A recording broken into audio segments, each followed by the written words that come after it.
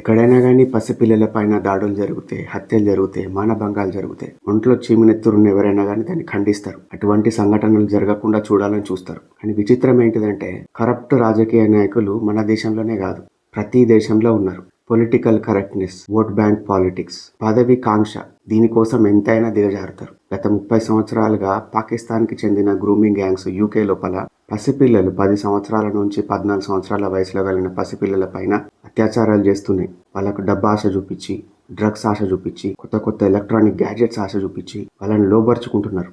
వాళ్ళను అల్బేనియా మరియు మొరాక్కో సంబంధించిన గ్యాంగ్లకు అమ్ముకుంటున్నారు. ఈ విషయం ప్రతి ప్రభుత్వానికి తెలుసు. క్రితం వచ్చిన రిషి సునక్ ప్రధానమంత్రి కాకముందు ఈ గ్రూమింగ్ గ్యాంగ్స్ పట్ల చాలా కఠినంగా ఉంటానని డైలాగ్ కొట్టిండు.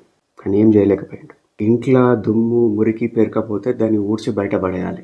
కానీ దాన్ని కార్పెట్ కిందికి నెట్టడం అనేది ఒక వీక్ పొలిటీషియన్ యొక్క సింబల్. అదే ప్రస్తుత యూకే పీఎం చేస్తున్నాడు. దానిపైన స్పాట్ లైట్ వేసిండు ఎలాన్ మస్క్ తన ట్వీట్ ద్వారా. ప్రపంచం లోపల ఒక మంచి మార్పు తీసుకురావడానికి ప్రయత్నం చేస్తున్న ఎలాన్ మస్క్ గారికి నా యొక్క థ్యాంక్ యూ.